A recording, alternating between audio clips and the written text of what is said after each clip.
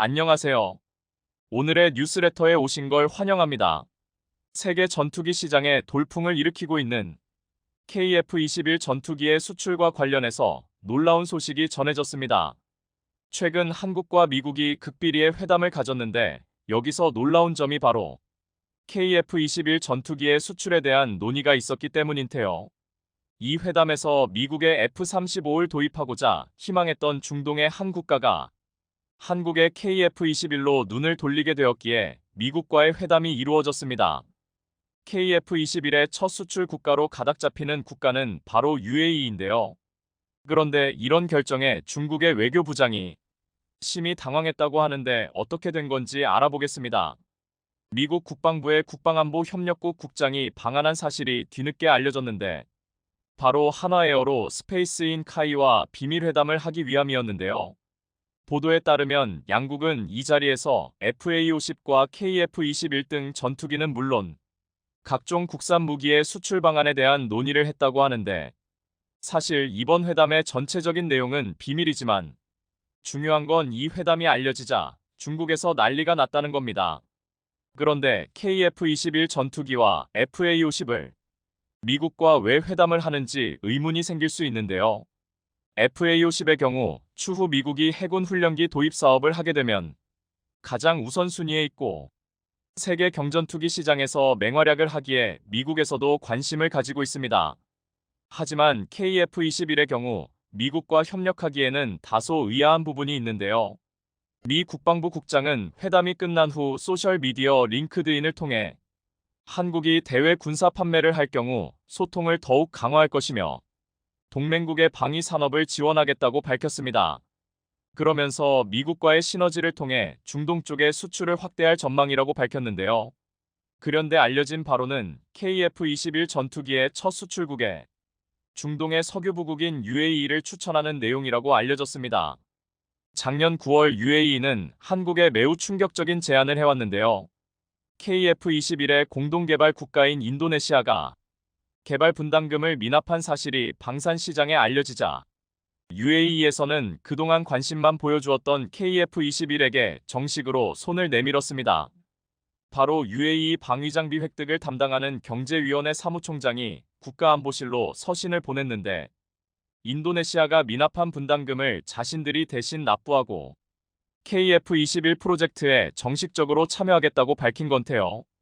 당시 방사정에서는 이런 식의 구애를 받을 거라고는 예상하지 못했다며 당황했었고 인도네시아에서도 그동안 자신들이 갑인 줄만 알고 있었으나 UAE가 참여하자 경계의 눈빛을 보냈습니다. 다만 인도네시아가 이 사실이 알려지자 분담금을 개미 눈꽃만큼 보내면서 공동개발 국가로서의 지위를 끈질기게 이어가자 결국 흐지부지해졌는데요.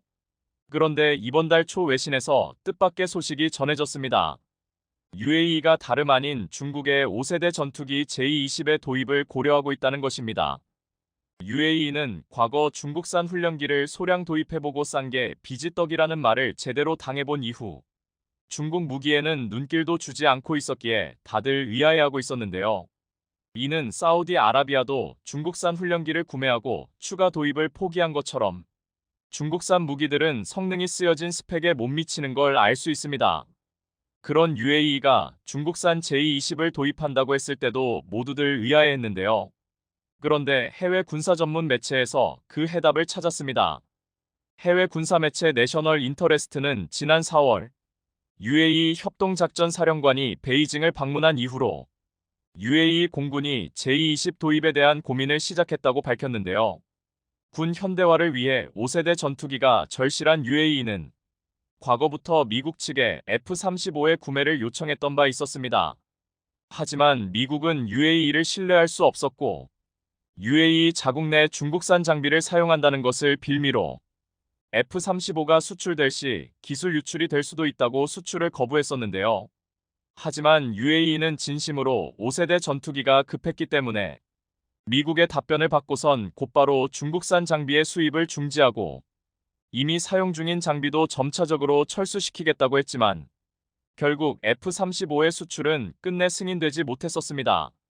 5세대 전투기가 급해진 UAE는 속이 타들어가는 상황이었고 미국으로부터 F-35를 받을 수 있을 것 같지가 않으니 대안을 찾기 시작한 것인데요. 그 사이 우크라이나 전쟁이 터지고 세계 방산무기 시장에 구세주로 등장한 나라가 바로 대한민국이었습니다. UAE 입장에선 한국에서 만들고 있는 KF-21 전투기가 현재 4, 5세대지만 스텔스 형상으로 제작되었고 추후 블록 개념으로 5세대까지 진화가 가능했으며 과거 한국으로부터 천무다연장을 도입해왔던 터라 한국 무기에 대한 신뢰가 있었는데요. 그렇기에 KF-21 프로젝트 참여 요청도 F-35의 대안으로 생각하고 진행했던 것입니다. UAE에서는 다시 한 번 더 미국 측에 중국산 전투기를 구매할 수 있으니 F-35의 판매를 허락하거나 아님 KF-21 전투기 프로젝트에 참여시켜달라는 무언의 압박으로 보여지는데요. 해외 군사 매체에서도 UAE가 정말 중국 전투기를 사려고 하는 것은 아니라는 분석이 현재 지배적인 상황입니다. 그런데 이번 UAE의 허풍이 실제로 효과를 보고 있는데요. 그동안 미국을 상대로 약한 큰 소리만 내던 UAE가 정말 중국으로 방향을 트는 것은 아닌지 미국 입장에선 걱정이 들기 시작했고 이는 한국과 미국이 만난 극비회담에서 KF-21 전투기에 대한 UAE와의 수출에 대한 논의가 오갔던 겁니다. 미국 입장에선 아직 UAE를 완전히 신뢰하기는 어려운 것이 사실이며 F-35 전투기 도입을 허가하기에 다소 애매하기에 그동안 꾸준히 협력해온 한국과 논의를 한 것인데요. 게다가 최근 인도네시아가 사실상 공동개발국에서 하차하게 됐으며 추후 양산 수량이 줄어들 위험성이 있는 상황이라 지금 시점에 새로운 파트너가 들어온다면 더할 나위 없는 호재가 됩니다. 한편 UAE 입장에서는 이미 KF-21에 관심을 보이기도 했고 당초 제안에서 언급했던 인니의 개발 분담금 대납에 대한 부담도 줄어들어 더욱 매력적인 선택지가 되었는데요. 한편 이번에 미국이 한국과 UAE의 협력에 웃지 못하는 나라가 있습니다. 바로 중국인데요. 중국 입장에선 경제 상황도 좋지 않은 지금 석유 부국인 UAE가 자신들 방산 무기를 구매하기로 했다가 이제 보니 이용만 당했기에 중국으로선 충격이 2배가 되었습니다. 중국은 UAE의 제안이 당혹스럽기도 했겠지만 매우 솔깃하기는 했을 겁니다. 하지만 UAE는 중국산 전투기를 구매해본 결과 저렴한 가격은 둘째치고 성능 면에서 너무 형편없었는데요. 결국 기대에 부풀었던 중국은 한국과 미국의 비밀회담을 결과 알게 되자 당황할 수밖에 없었습니다. KF-21 전투기는 UAE가 구매하기만 한다면 이를 발판 삼아 폴란드처럼 또 다른 수출국까지도 확보할 수도 있기에 UAE는 KF-21의 자금줄까지 되어줄 수 있는데요. KF-21의 개발은 한국의 항공우주 산업에 큰 도전이었고 막대한 자본이 들어가는 사업인 만큼 UAE와의 수출이 잘 이뤄지길 바랍니다. 한국은 이전에 전투기를 개발한 적이 없었기 때문에 많은 것을 배워야 했습니다만 엔지니어와 기술자들이 수많은 장애물을 극복해냈는데요. 그들의 노력이 이루어짐으로써 KF-21이 세계적으로 인정받는 전투기가 될 것입니다. KF-21 프로젝트는 한국의 군수 산업뿐만 아니라 한국 경제 전체에도 큰 도움이 될 것이며 우리의 청년들에게 더 많은 기회를 제공하게 될 것입니다. 한국이 개발 중인 차세대 전투기 KF-21 보라매의 양산 시기가 다가오면서 핵심 부품의 국산화에 대한 이야기가 자주 언급되고 있습니다. 특히 전투기의 심장이라 불리는 엔진의 국산화가 필수적이라는 주장이 제기되고 있는데요. 사실 KF-21에 들어가 있는 엔진도 국내에서 만들긴 합니다. 미국 지휘사의 F414-400K라는 모델로 해군의 항공모함 함재기로 사용하는 FA-18EF 슈퍼 호넷 전투기에 쓰이는 것과 같고 총 44,000 힘을 갖고 있습니다. 이를 한화에어로스페이스에서 라이센스 생산하고 있는 것인데요. 그러나 원천 기술을 미국 업체에 의존하고 있기 때문에 국산 전투기임에도 계속해서 미국의 통제를 받을 수밖에 없습니다. 실제로 KF-21CJ 1호기의 국산화 비율은 65%로 국산화 비율은 높은 편이지만 엔진이 전투기에서 차지하는 비율이 워낙 높기 때문에 미국의 승인 없이는 사실상 타 국가에 판매가 어려운 게 현실입니다. 그래서 대만의 한 방송국은 KF-21에 대해 설명하면서 한국의 KF-21은 미국이 기술을 안 주면 만들 수 없는 심장도 없는 짝퉁 전투기라고 조롱했던 것입니다. 하지만 대만의 이런 조롱이 이제 질투로 바뀌어가고 있습니다. 세계 최강의 엔진 기술이 KF-21에 들어간다는 충격적인 소식이 나왔기 때문입니다. 국내 유일의 항공 엔진 제작사인 한화에어로스페이스가 자주포 수출에 이어 첨단 전투기 엔진 개발 사업에까지 뛰어들자 영국 파이낸셜 타임스, 로이터 등 주요 외신이 이를 집중 조명하는 기사를 내고 있는데요. 외신들은 왜 이렇게 한국의 항공 엔진 개발에 대해 촉각을 곤두세우는 것인지, 한국이 손잡은 세계적인 항공 엔진 기업은 대체 어디인지, 오늘은 한국의 KF-21에 들어갈 예정인 엔진 기술 그 흥미로운 이야기. 오늘은 이 소식 자세히 전해드립니다. 항공기 엔진은 자동차 엔진과는 차원이 다른 최첨단 기술의 집약체입니다. 항공기 엔진 중에서도 초음속 전투기의 엔진은 전 세계에서 몇몇 국가만이 가지고 있는 극악의 기술력을 요하고 있습니다. 여객기가 시속 8000m 고도에서 시속 800에서 900km의 속도로 비행한다면 전투기는 그보다 더 높은 고도에서 음속보다 빠르게 비행할 수 있어야 하고 더 높은 출력과 내구성을 갖춰야만 합니다. 특히 음속을 돌파하기 위해서는 후기연속이라 불리는 장치를 사용해야 하는데 고출력에서 발생하는 열에 추가 연소 장치에서 발생하는 열까지 가해지면서 2000도 이상의 고온에 노출되게 됩니다. 그러다 보니 높은 열에 견딜 수 있는 엔진의 첨단 소재와 기술을 요하게 된 것입니다. 세계 최고의 항공 엔진 메이커인 미국의 프렛 앤 휘트니 P&W조차 F-119 엔진의 프로토타입 개발하는 데에만 12년, F-22 장착 이후 테스트에만 14년, 도합 26년이 걸렸으며 중국은 지난 35년 동안 약 30조 원의 돈을 들였지만 여전히 터빈 블레이드 파손, 출력 저하 등의 문제를 겪으며 아직 온전한 기술력을 확보하지 못한 상태입니다. 현재 엔진을 만들 수 있는 나라 중 굴지의 기술력을 보유한 미국의 엔진의 수명이 가장 깁니다. 초기 도입 비용은 러시아나 중국제가 저렴하지만 전투기 수명 주기에 따라 엔진은 계속해서 바꿔주어야 하는 것이라 결국은 미국제가 더 저렴하다는 분석입니다. 이런 상황 속에서 한국 유일의 항공 엔진 제조업체인 한화에어로스페이스가 최근 놀라운 소식을 전했습니다. KF-21과 추후 미래 전투기에 탑재될 첨단 엔진을 개발하겠다고 발표한 것입니다.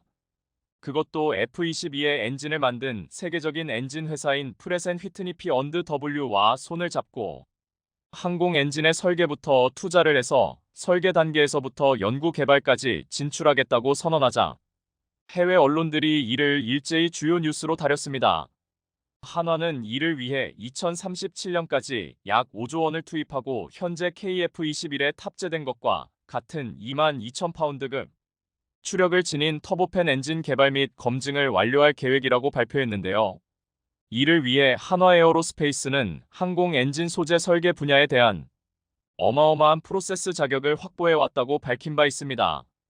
영국 파이낸셜 타임즈 FT는 한국 최대 방산 기업인 한화에어로스페이스가 정부와 함께 전투기 엔진 개발에 나섰다고 집중 보도하면서 이렇게 분석했습니다.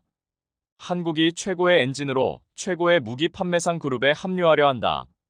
한화에어로스페이스가 프렛 앤 휘트니 P&W와 손을 잡고 항공 엔진 개발에 성공하면 한국 방산업계 밸류체인을 한층 끌어올리는 동시에 자주 국방력 강화를 추진할 수 있게 된다.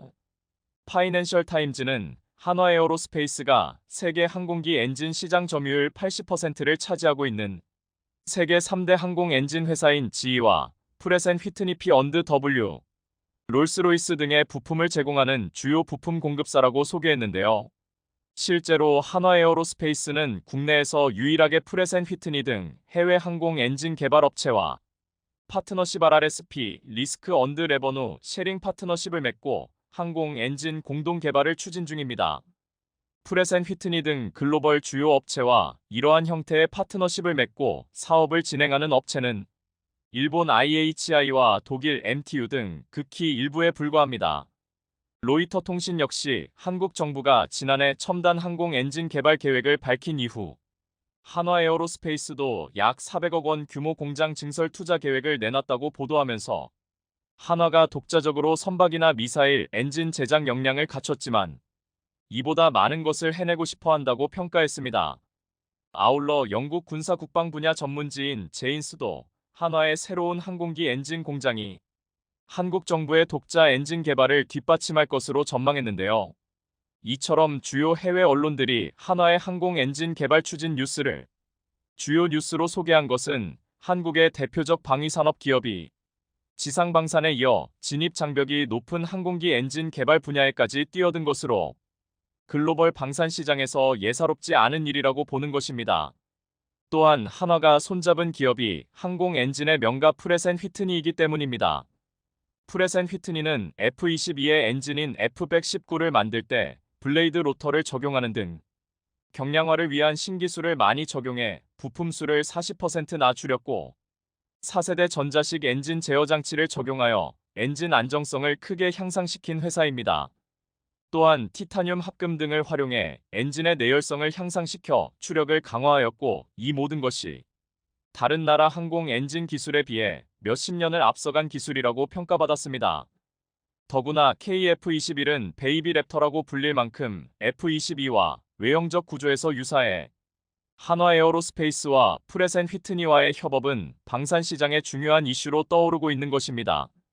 즉, 두 회사의 협업은 다이아몬드형 스텔스기에 가장 잘 맞는 엔진을 개발할 수 있는 원천 기술 보유한 프렛 앤 휘트니가 한화의 기술력을 인정하고 국제 공동 개발 파트너로 삼았다는 데에 의미가 큽니다.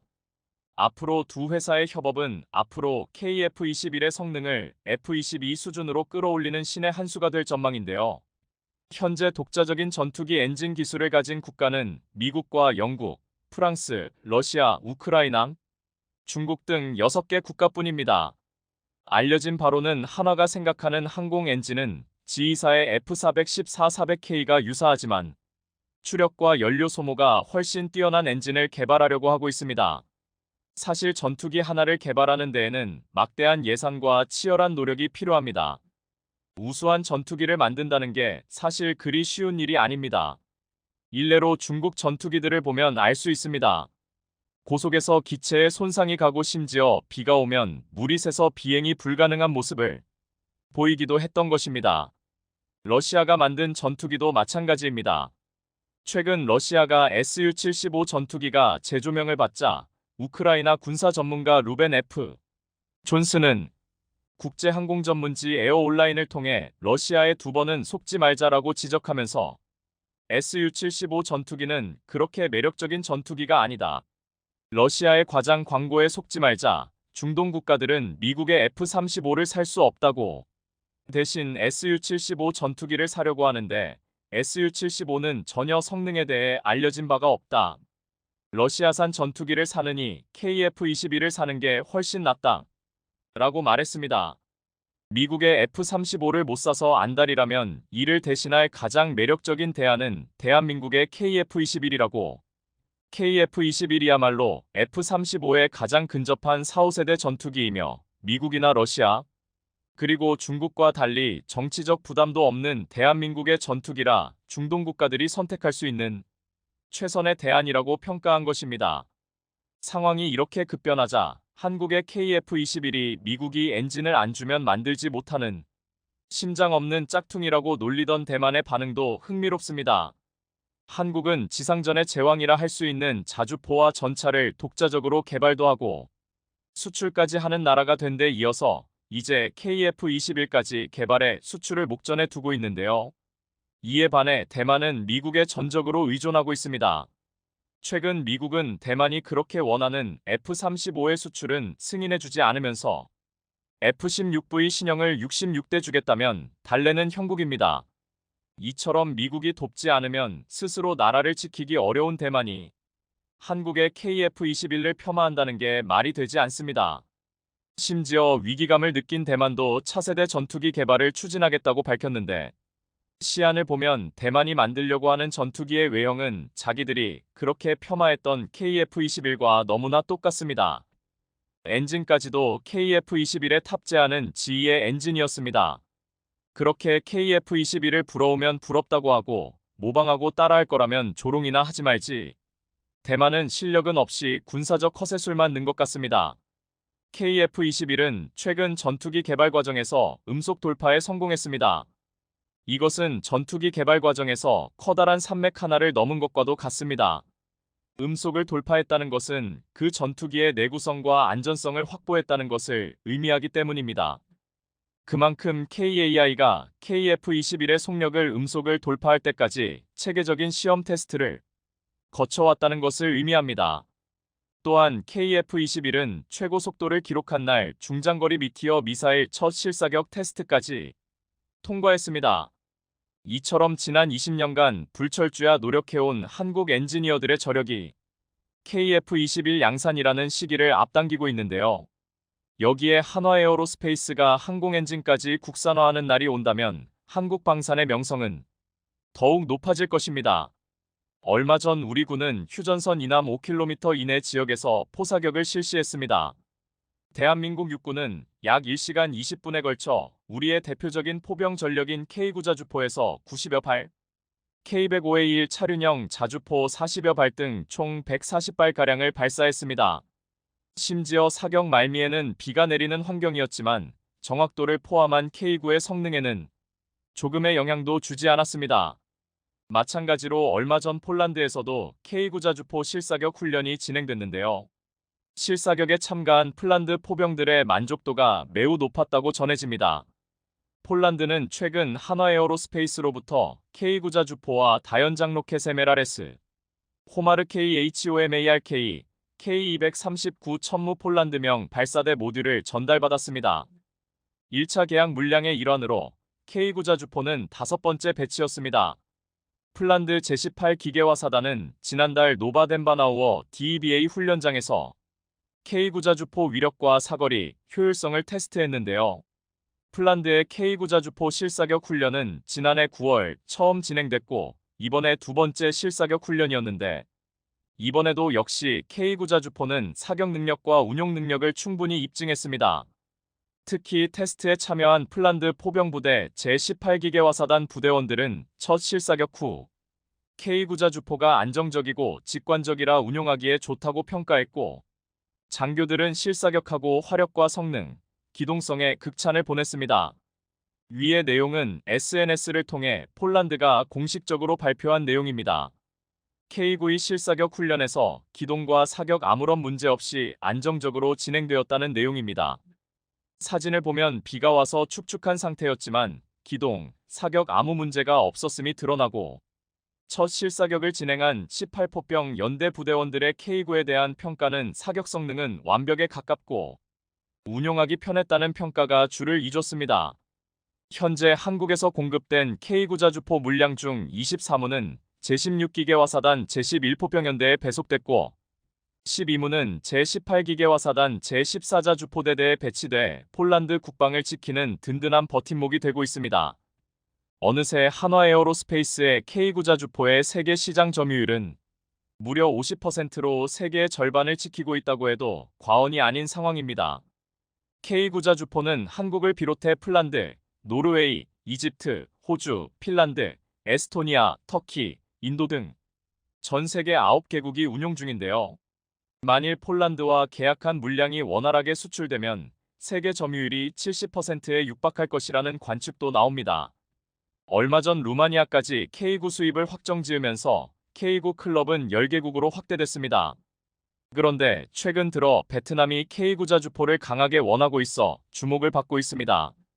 지난 4월 응우엔 홍퐁 베트남 포병사령관은 한국의 국방부 차관을 만난 자리에서 작년 방한시 K9 자주포의 우수성을 직접 확인했다며 베트남에 K9 자주포가 도입될 경우 제204포병여단에 배치될 수 있다고 말하면서 베트남에 K9 자주포가 도입되기를 간절히 원했습니다.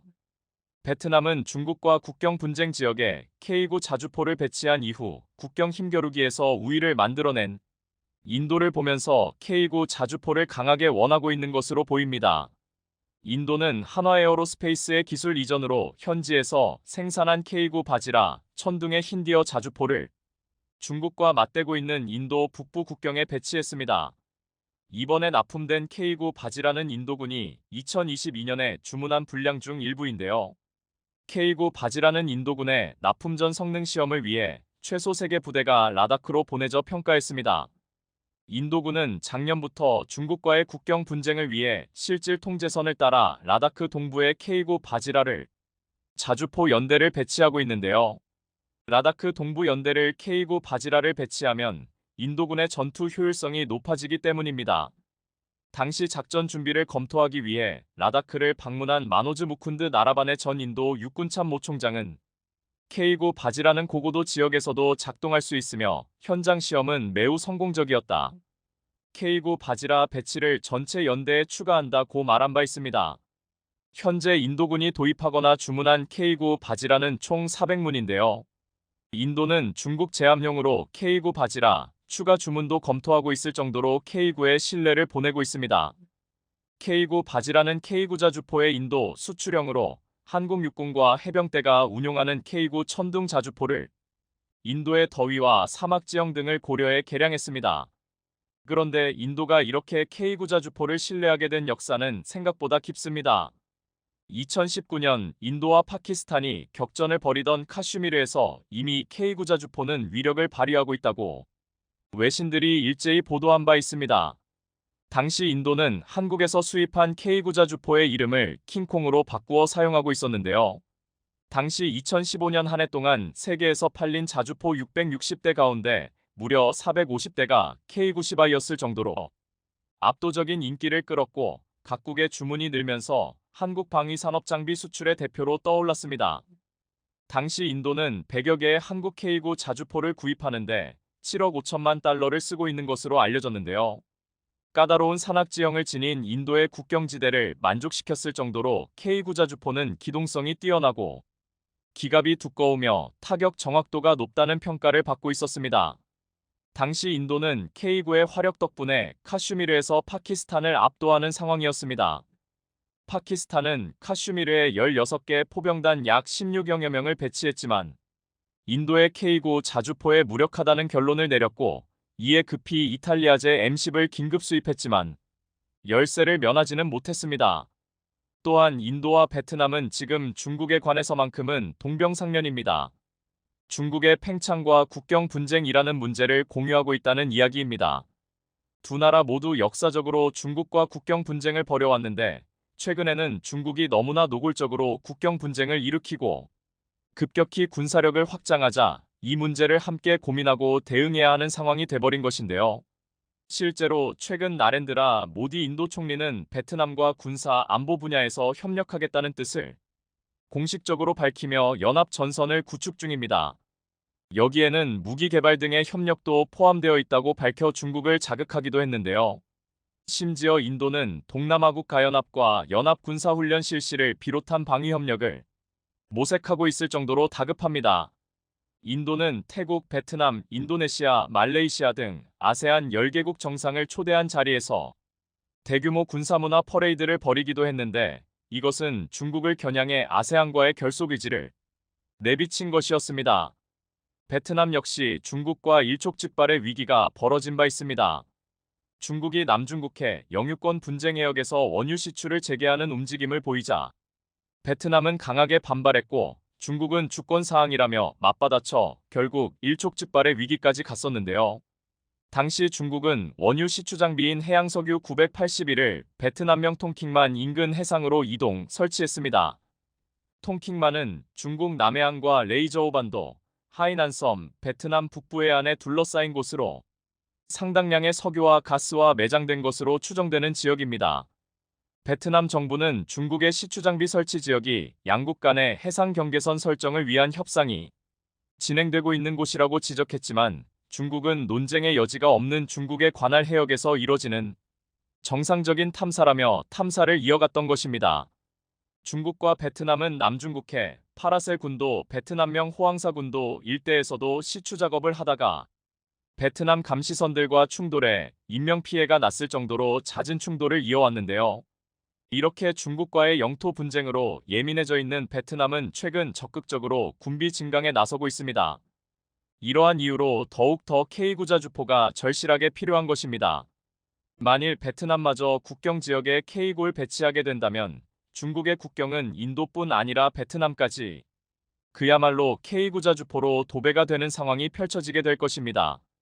전 세계를 지키는 K구의 활약이 이어지고 있는 가운데 한 가지 안타까운 소식도 전해드려야 할 것 같습니다. 무너질 듯한 집안, 화장실조차 제대로 갖춰져 있지 못한 이곳에서 한국 역사상 위대한 노고를 한 인물이 스페이스는 지난 17일부터 21일까지 프랑스 파리에서 열린 이화로 SATORI 2024에 참가해 미래형 보병 전투 장갑차 레드백과 K9 자주포를 앞세워 본격적인 유럽 방산 시장 진출을 알렸습니다. 특히 이 자리에는 영국에 제안한 자주포 K9A 최신 개량형 형상이 처음으로 공개되었고 루마니아, 슬로바키아, 체코 등 동유럽 국가들이 한국 방산에 뜨거운 관심을 보였습니다. 이런 분위기 속에서 루마니아가 한국의 K9 자주포 53문과 지원 장비, 탄약 등을 도입하기로 최종 확정 지은 데 이어 한국이 보낸 휴대용 지대공 미사일이 루마니아의 핵심 부대에 실전 배치되자 프랑스가 누구보다 열받아하는 모습을 보였는데요. 불과 올해 3월까지만 해도 프랑스산 휴대용 미사일을 도입하려던 루마니아가 왜 갑자기 한국의 신궁 KPSAM으로 마음을 바꾼 것인지 세계가 궁금해하고 있습니다. 오늘은 무려 52조 원의 실탄을 장전하며 한국 방산을 풀 패키지로 구매하려고 하는 루마니아의 상황, 이에 긴장한 폴란드와 체코의 움직임에 대해 자세히 전해드립니다.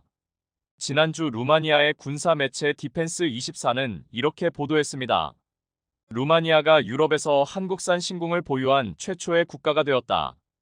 루마니아가 도입한 LIGNX-1의 휴대용 지대공 유도무기 신궁 KPSAM 1기가 루마니아 군대에 배치되었다. 이로써 루마니아는 현대식 대공 시스템을 하나 더 보유하게 되었다. 지난 6월 24일 루마니아 육군은 한국에서 배송된 신궁을 루마니아 지상군 주요 부대 중 하나인 제2보병사단 게티카에 전달했습니다. 게티카는 루마니아의 전술작전부대로 가장 핵심 부대로 알려져 있는데요. 한국의 휴대용 지대공 유도무기 신궁이 루마니아의 핵심 부대에 배치된 것입니다. 루마니아는 한국으로부터 9천만 달러 상당의 신궁 54기 도입을 추진하는 것으로 알려져 있지만 아직까지 확정되지는 않았습니다. 하지만 1기가 배치되었고 안정적으로 운용되며 뒤이어 협상이 빠르게 진행될 것으로 예상됩니다. 우크라이나군은 전쟁 초기부터 휴대용 유도무기 스팅어 미사일로 러시아 전투기를 다수 격추했고 스팅어 한 발에 500억에 달하는 Su-34가 격추되는 장면이 전 세계에 알려지자 이때부터 세계는 휴대용 지대공 미사일에 관심을 갖기 시작했습니다. 그런데 루마니아의 신궁 1기가 실전 배치되었다는 보도를 가장 비중 있게 내보내면서 열받아 한 나라는 바로 프랑스였습니다. 루마니아 매체는 신궁 계약을 입찰이 아닌 정부 대 정부의 계약으로 낙찰되었다고 보도했는데요. 지난 3월까지만 해도 유럽 5개국과 공동구매 계약을 통해 프랑스 미스트랄 3을 구입하려고 했습니다. 그런데 대체 그 사이에 왜 루마니아는 유럽 5개국 공동구매 대열에서 이탈해 프랑스를 버리고 한국의 신궁으로 돌아선 것일까요? 한국이 만든 신궁은 그동안 한국군이 운용해본 제블린, 레드아이, 이글라, 미스트랄 등 외국산 휴대용 미사일의 장점을 모두 모아놓은 미사일입니다. 신궁은 비례 항법 기술을 적용해 미사일이 항공기를 뒤쫓는 대신 비행 경로를 예측하고 명중이 예상되는 지역으로 곧바로 이동합니다. 스팅어 미사일에 비해 훨씬 가볍고 명중률이 높으면서도 가격이 스팅어의 반값도 안 되는 1억 8천만 원입니다. 미국 스팅어와 러시아의 이글라 등이 명중률이 60% 안팎인데 반해 신궁의 명중률은 90%대를 자랑합니다. 프랑스 미스트랄은 신궁과 명중률은 비슷하지만 신궁에 비해 무게가 5에서 6kg가량 무겁습니다. 심지어 미스트랄의 가격은 대당 2억 3천만 원이 넘습니다. 이러니 한국의 신궁을 도입할 수밖에 없는 것 아닐까요? 유럽 네티즌들조차 한국 방산 무기의 유럽 진출 뉴스를 보며 이런 반응을 남겼습니다. 한국인들은 시장이 감당할 수 있을 정도의 가격대에서 무엇을 원하는지를 정확히 알고 그것을 시장에 내놓을 수 있는 안목을 키웠습니다. 이처럼 루마니아는 신궁 1기를 실전 배치하고 K9 자주포 53문 도입을 발표했습니다. 또한 K2 전차 레드백 장갑차 K239 천무까지 한국산 무기를 대거 도입하려 하고 있습니다. 이에 질세라 폴란드 역시 K 전차 수출 2차 계약을 오는 9월에 체결할 것이라고 밝혔습니다. 1차 계약은 한국에서 생산한 180대를 도입하는 것이고 2차 계약은 500대를 폴란드 현지에서 생산하는 것입니다. 한국 방산업계는 폴란드 정권이 8년 만에 교체되자 그동안 방산 계획이 물거품이 될 수도 있다며 이후를 준비했습니다. 그중 하나는 루마니아와 중동 쪽으로 방산 수출 시장을 넓히는 것이었습니다. 그리고 지금 가장 성과를 내고 있는 국가는 루마니아입니다. 우크라이나와 국경을 맞대고 있고 늘 러시아의 위협에 시달리는 루마니아는 군 현대화 계획을 위해 2032년까지 주요 무기 도입에 399억 달러, 우리 돈으로 약 54조 원을 투입한다고 발표했습니다. 주력 전차에 80억 달러, 보병 전투 장갑차에 32억 달러, 미사일에 약 21억 달러 등의 사업비를 투입하겠다는 계획도 발표했습니다. 여기에 전차와 교량 전차 등 부수적인 장비 도입까지 고려하면 우리 돈 20조 원 이상의 무기체계 도입이 예정된 것입니다. 그런데 공교롭게도 루마니아가 도입하려는 모든 무기체계는 한국이 가장 잘 만드는 것이라 한국산이 유력하게 거론되고 있습니다. 이 모든 것이 현실화되면 한국에게 약 20조 이상의 무기를 구입할 가능성이 높아진 겁니다. 폴란드와 루마니아가 한국산 무기를 구입한 이유는 뛰어난 성능과 경쟁력 있는 가격, 그리고 빠른 납기가 주요했습니다.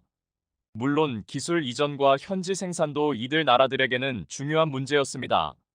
그런데 폴란드는 K 전차 1000대를 도입하면서 폴란드 현지에서 500대를 생산하고 이후 유럽 내 한국형 전차 K 생산의 중심지가 될 것이라고 했습니다.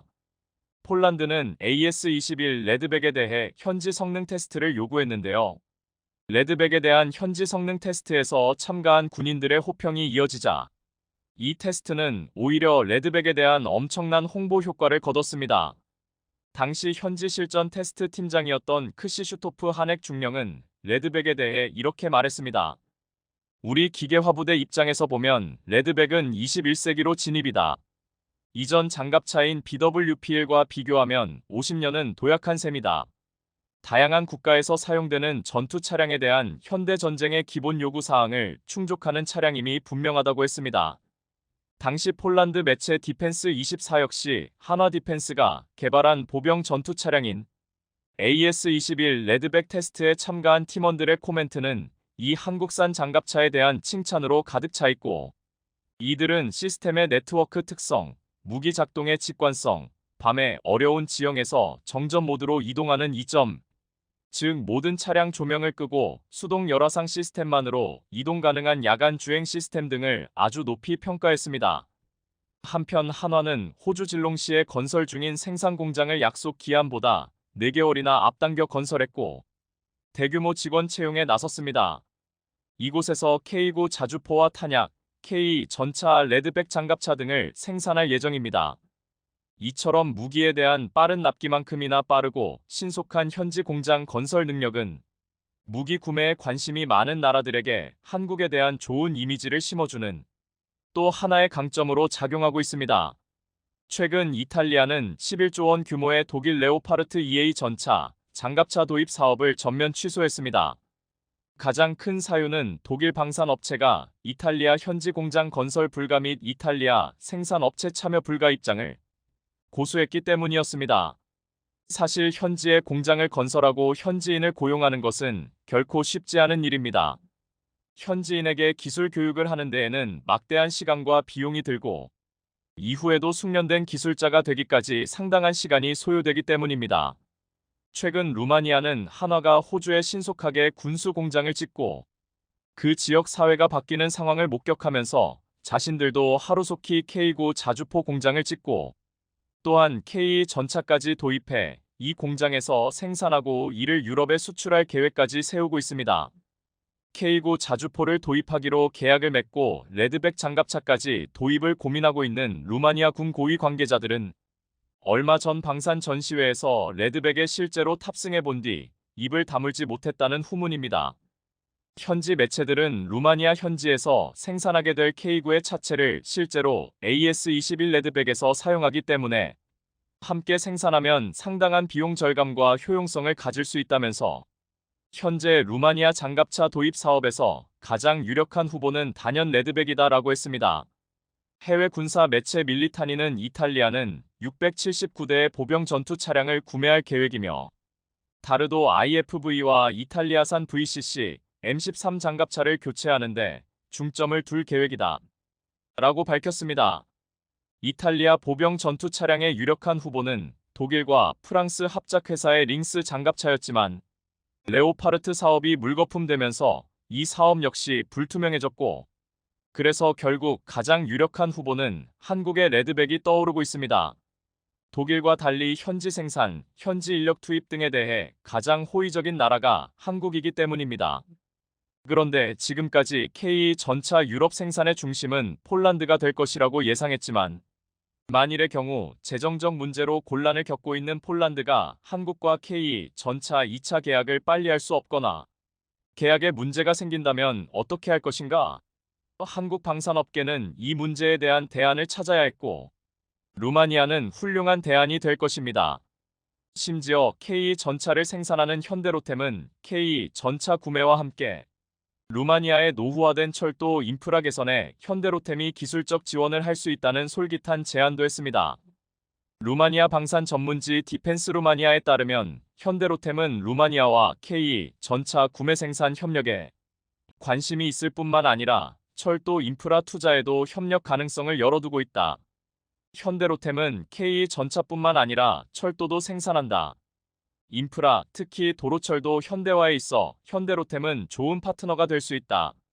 고 보도했습니다. 이처럼 K전차와 K고 자주포 등 방산에 이어 철도까지 한국과 루마니아의 협력 확대가 기대되자 조급해하며 어려운 경제 사정에도 불구하고 어떻게든 2차 계약을 하려고 애쓰고 있는 나라는 폴란드입니다. 그래서 지금 이런 말이 나오고 있습니다. 한국 방산 유럽 수출의 허브가 되기 위해 폴란드와 루마니아가 경쟁을 하고 있다. 이처럼 루마니아가 K고 자주포에 이어 장갑차까지 한국산을 고려 중인 상황이 알려지자 지금까지 독일의 앞마당이었던 체코도 다급해졌습니다. 최근 유로사토리 방산 전시회에서 한국이 실물 자주포와 다연장 로켓까지 다양한 K방산 무기들을 전시하자 동유럽 국가들의 관심이 한국 부스에 쏠렸습니다. 그 중에서 체코도 있었습니다. 체코의 주력 전차는 T-72 전차로 기갑 전력은 많이 붕괴되었으며 여기에 자주포는 다나 자주포 50여 문과 프랑스에서 도입한 카이사르 자주포 60여 문 정도입니다. 차륜형 장갑차도 구소련제가 대부분입니다. 체코는 독일 방산업체들의 영향력이 상당히 높은 나라입니다. 얼마 전까지도 독일과 레오파르트 EA8 전차 도입을 위한 협상을 해오고 있었지만 독일의 소극적인 기술 이전 자세와 한 대당 400억 원에서 600억 원이 넘는 독일 전차의 가격 문제로 어려움을 겪고 있었습니다. 폴란드와 루마니아도 독일과 협상을 하다가 난항을 겪다가 대신 한국산 무기를 도입해 빠르게 전력화하는 것으로 보면서 체코도 이제 한국산 무기들을 눈여겨보고 있는 것으로 나타났습니다. 더구나 폴란드가 도입한 한국산 무기들의 성능이 우수한 것을 보면서 동유럽의 한국산 무기에 대한 입소문이 자자하고 지금이야말로 체코도 마음이 움직일 여지가 충분하다고 보고 있는 건데요. 특히 폴란드 현지에서 흑표 전차가 생산되면 폴란드로부터 흑표 전차를 도입할 가능성이 높다는 게 방산 전문가들의 시각입니다. 이렇듯 한국에 대한 관심이 높아지면서 루마니아가 그랬듯 체코도 정부 차원의 대규모 협상단을 한국에 파견할 준비를 하고 있는 것으로 알려졌습니다. 한국으로서도 루마니아와 체코, 슬라비아를 묶어 방산시설을 만든다면 한국산 무기의 유럽 진출을 더욱 가속화할 수 있습니다. K방산은 이러한 글로벌 러브콜 덕분에 올해 수출 목표 27조 원 달성에 청신호가 켜졌다는 분석이 나오고 있습니다. 개전 6개월을 맞이하고 있는 우크라이나 전쟁에서 러시아군이 또 한 번의 변곡점을 맞이하고 있습니다. 지난 돈바스 점령 이후 성과가 부진하자 침략을 주도했던 러시아 극우 민족주의자들이 정부와 군의 무능을 거세게 비판하고 나선 것인데요. 미국 월스트리트 저널에 따르면 러시아 극우 세력들이 SNS를 중심으로 부족한 전쟁 준비와 불필요하게 높은 인명피해, 더딘 진격 속도 등과 관련된 불만들이 속출하고 있다며 보다 강력한 무기 투입에 대한 압박감으로 작용하고 있다고 분석했습니다. 이는 우크라이나군이 남부 지역에 대한 공세를 강화하는 과정에서 크림반도의 러시아군 기지가 폭격당하는 사건이 발생하자 더욱 여론에 힘이 붙고 있는데요. 이에 러시아군은 1기당 60억에 달하는 T-90에 이어 마침내 시험 운용 중인 T-14 아르마타 전차에 대한 조기 투입까지 진지하게 검토 중인 것으로 알려졌습니다. 한편 12km밖에 목표물을 정확하게 격파할 수 있는 이 무시무시한 전차의 출현 소식에 덩달아 주목받고 있는 한국의 전차가 있는데요. K2흑표에 이어 차세대 한국산 전차인 K3가 바로 그것으로 유일하게 T-14에 대적 가능한 스펙으로 구성된 K3의 구체적인 무기 형태가 공개되자 유럽연합은 벌써부터 새로운 한국 신무기의 탄생에 높은 관심을 보이고 있습니다. 한 번도 공개된 적 없는 이 기괴한 포의 정체와 아르마타에 범접한다고 극찬받고 있는 엄청난 위력에 대해 자세히 알아보도록 하겠습니다. 얼마 전 러시아의 극우 인사인 이고르 기르키는 자신의 텔레그램을 통해 러시아가 손가락만 빠는 사이 우크라이나군은 사실상 러시아가 얻을 수 있는 모든 걸 부쉈다며 러시아군의 전략 실패에 대해 강렬히 비판했습니다. 2014년 크림반도의 분리 독립 당시 친러시아 분리주의 무장 세력의 지휘관으로 활동한 바 있었던 그는 전쟁이 계획대로 수행되고 있다는 러시아 정부의 공식 입장을 전혀 신뢰하지 않는다고 말하며 거리낌 없이 러시아 국방부의 혼란과 무능을 비웃기 시작했는데요. 그와 마찬가지로 현재 대부분의 극우 인사들은 전쟁에서 성과를 못 내는 군 지휘부의 책임을 물어야 한다는 주장을 내놓으며 특히 세르게이 쇼이구 국방장관을 포함한 군 지휘부를 겨냥해 내가 푸틴이라면 이들이 총사령을 거의 피할 수 없을 것이라는 등 강도 높은 불만을 터뜨렸습니다. 여론이 최악으로 흐르자 러시아군은 지난 T-90에 이은 새로운 비밀병기를 투입하여 전황을 뒤바꾸려는 모습입니다. 러시아가 지난 7년간 야심차게 개발한 차세대 주력전차 T-14 아르마타가 그 주인공으로 파퓰러 미케닉스, 폭스트롯 알파 등 미 언론들은 아르마타 신형의 경우 125주포를 통해 3UBK-21 스프린터 대전차 미사일을 발사하여 11km 밖의 표적도 아주 정밀하게 타격할 수 있는 가공할 성능을 갖고 있다고 보도했습니다. 2015년 5월 대독 전승기념 군사 퍼레이드에서 첫 시제품을 선보인 아르마타는 전자동 무인 포탑차 형태로 관통력에 대해 정확하게 알려지지 않았으나 적어도 5km 거리에서 90cm 두께의 장갑판을 관통하는 리플렉스만큼 강력할 것이라 예측되고 있는데요.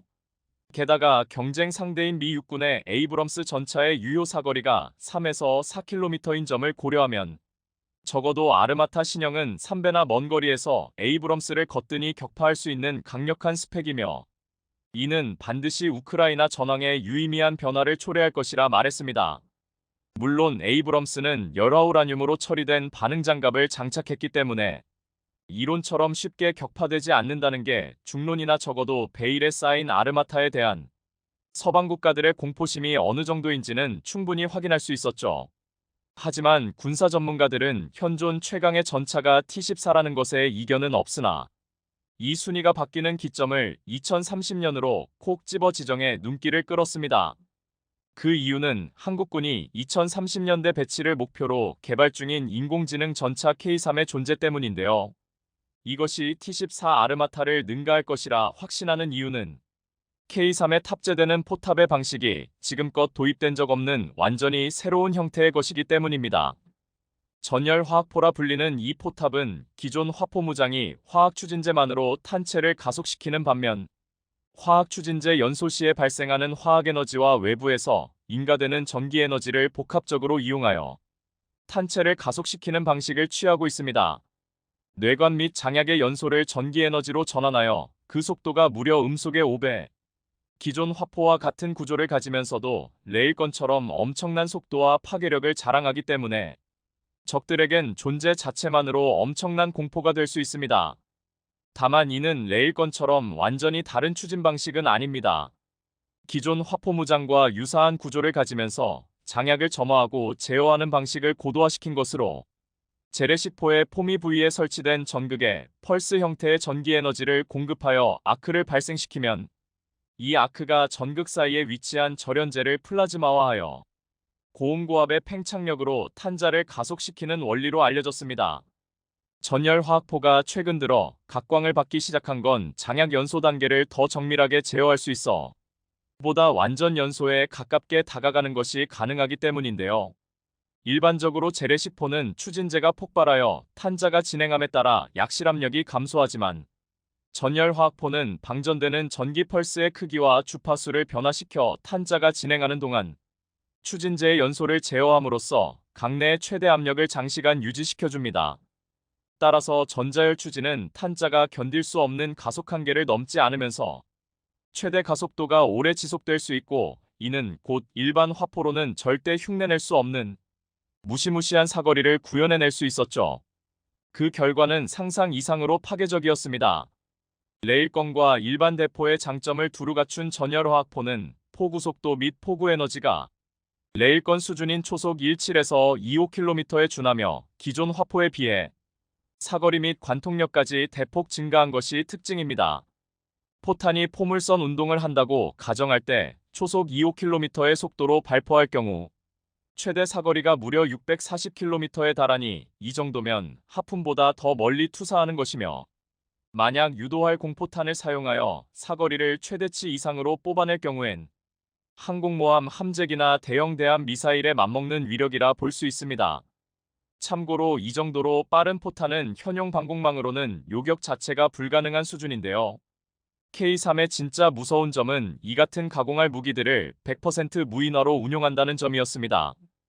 K2는 이미 버스령 자동장전 시스템을 채택해 운용 중이지만 지금까지 무인 포탑과 관련 새로운 장전 시스템 개발 수요에 대해 끊임없는 압박을 받아왔으며, 한국 방산업계에서는 K10 탄약 보급 장갑차 기술을 활용해 현재의 버스령 자동장전 시스템과 향후 K3에 탑재될 신형 장전 시스템 모두에 적용할 수 있을 것이라는 등 어느 정도 해결책을 마련했다는 평가를 받고 있습니다.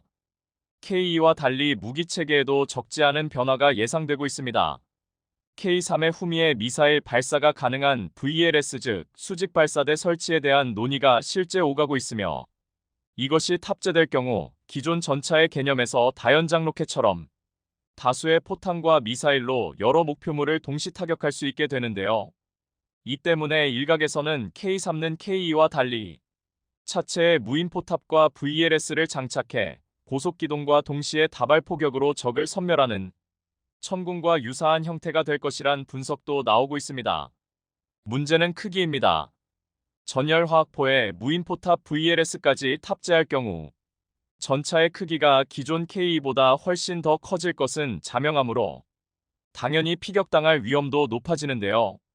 현재 우리 군은 스텔스 전차를 기반으로 한 설계 및 사이즈 축소에 매진하고 있으며, 이를 위해 한화디펜스가 호주에 수출을 준비 중인 레드백 장갑차 차체가 사용될 가능성이 높아지고 있습니다.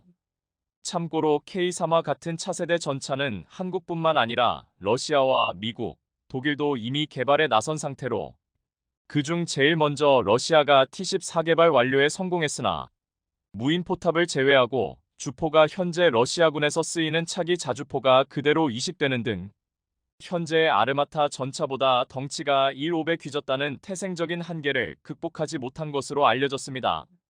반면 한국은 K2 전차의 양산과 추가 개량 과정에서 K3에 관한 연구를 병행하겠다는 입장이며, K2의 피탄 거부 컨셉을 더 강화하여 보다 완벽한 스텔스 성능 개발에도 박차를 가하고 있습니다.